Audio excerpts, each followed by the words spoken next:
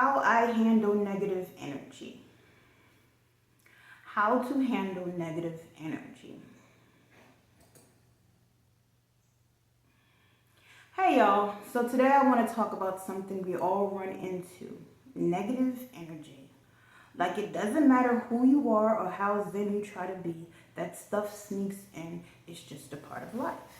Maybe it's a person, maybe it's a vibe in a room, maybe it's just that weird feeling you get scrolling through your phone, or even a comment someone drops that sticks with you for way too long.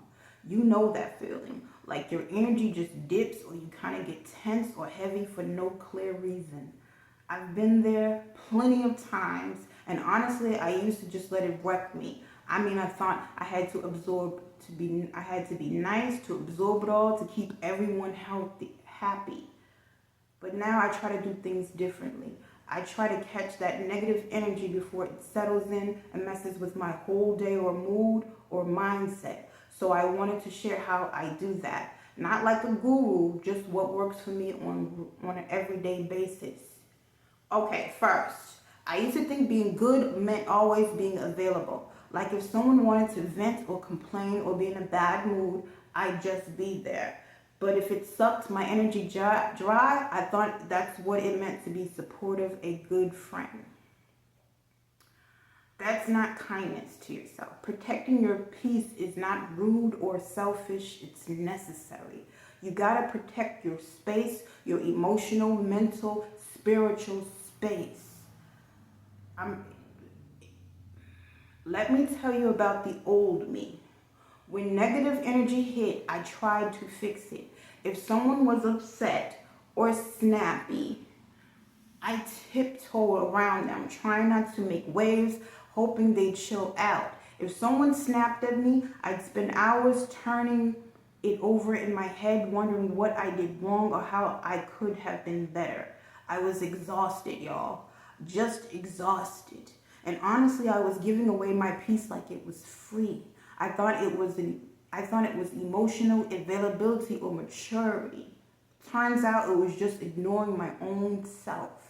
And no, it's not always perfect. Sometimes I stew on things longer than I should.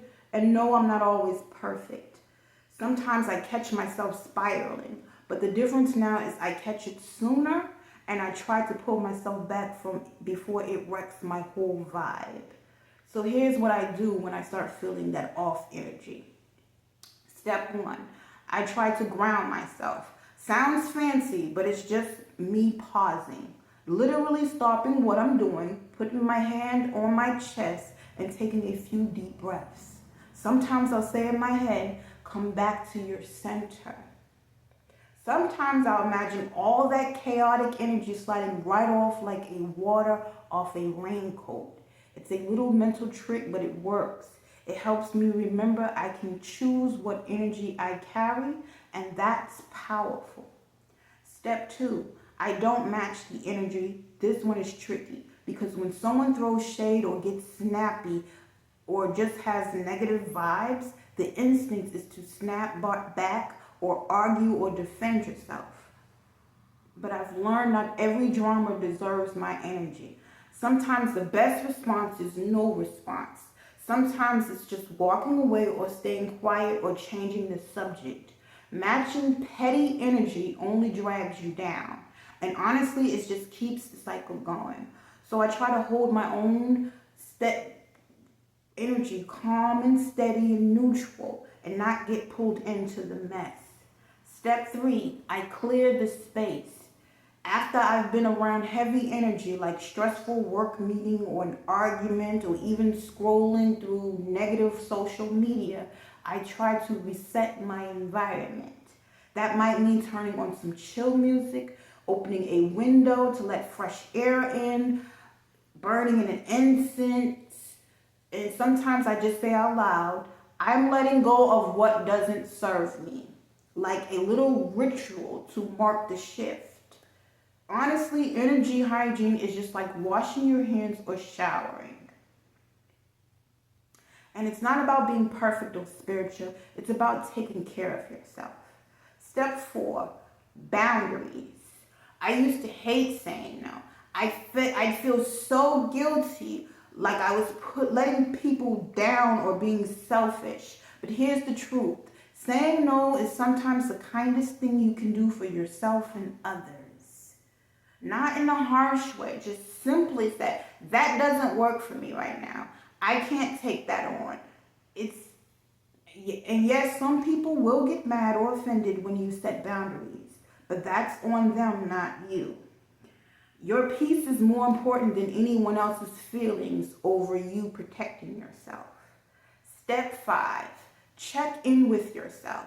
Because sometimes negative energy isn't just outside of you, it's inside too. Say to yourself, am I reacting from a wound or from a clear head? What do I really need right now?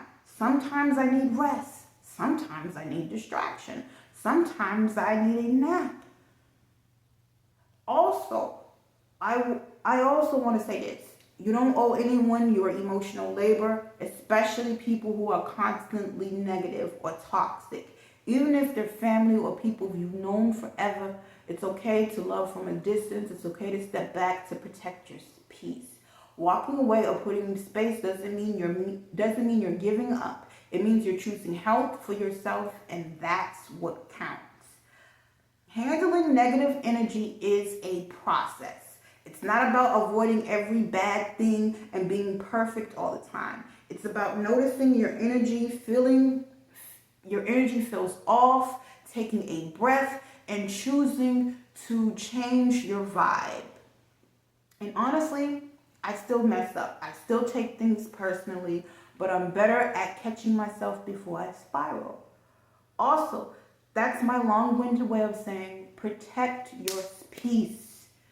You don't have to absorb everyone's negativity. You don't owe anyone your energy if it's draining. If you feel me on this, leave a little emoji in the comments so I know you're out here guarding your vibe also. And if you want more no-nonsense wellness, hit the subscribe and like buttons, and I'm going to keep it real with you.